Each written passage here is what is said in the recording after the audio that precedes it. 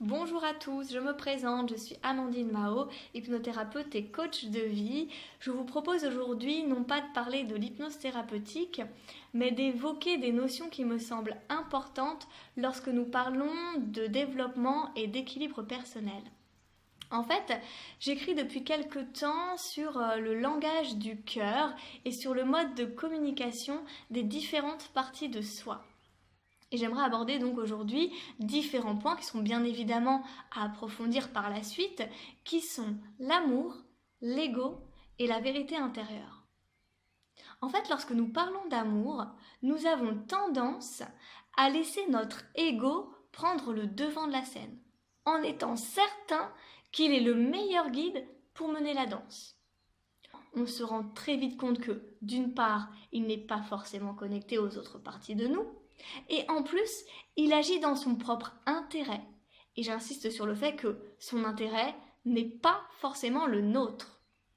En fait, moi, l'ego, je l'imagine vraiment comme une sorte de personnage qui se trouve à l'intérieur de nous, qui ne pense qu'à lui, qui redoute à la fois l'absence du regard de l'autre, l'absence de son amour, toute forme d'ennui et tout ce qui est attrait à la notion de vide.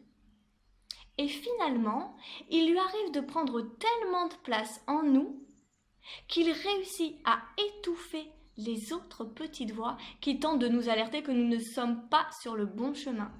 Et lorsque je parle des autres petites voix, je parle de la raison, de l'intuition, de l'inconscient, de l'enfant intérieur et du cœur. Ouais, ça fait pas mal de monde.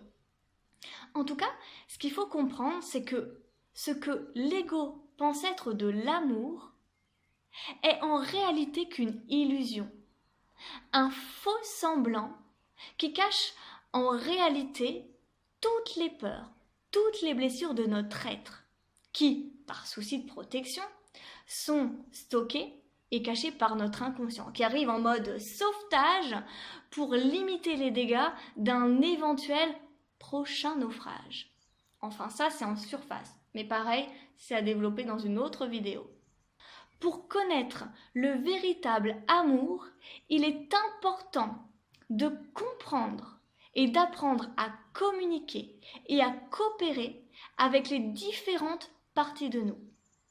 Il est important d'apprendre à s'accepter, à se libérer de tout ce qui peut entraver et bloquer notre épanouissement et comprendre que sans l'amour de soi, nous donnerons et recevrons de manière limitée, sans véritablement nous dévoiler et briller.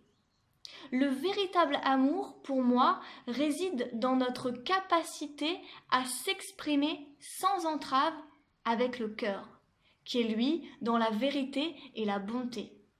Vivre l'amour, c'est vivre dans l'équité avec toutes les parties de notre être. C'est comprendre aussi que la vie est faite de différentes saisons qu'il nous faut accueillir pour ce qu'elles ont à nous offrir. Au printemps, nous naissons, nous évoluons à notre rythme. En été, nous testons. Nous vivons des expériences positives et négatives.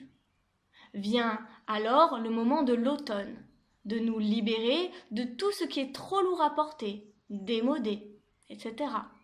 Et en hiver, vient le moment essentiel pour nous recentrer, pour méditer, afin d'attirer le meilleur et d'attirer tout le positif de la saison d'après. En fait, la vie est une véritable symphonie. Et nous avons le pouvoir d'y mettre les nuances et le tempo désiré. Nous avons chacun la capacité de nous positionner sur la fréquence du cœur, qui est véritablement pour moi la source du bonheur.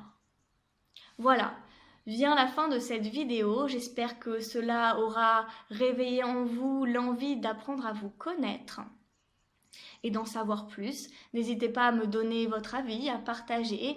Et je profite également de cette fin de vidéo pour vous informer que je proposerai très prochainement un atelier sur le pouvoir de la pensée positive. Voilà, je vous dis à très bientôt!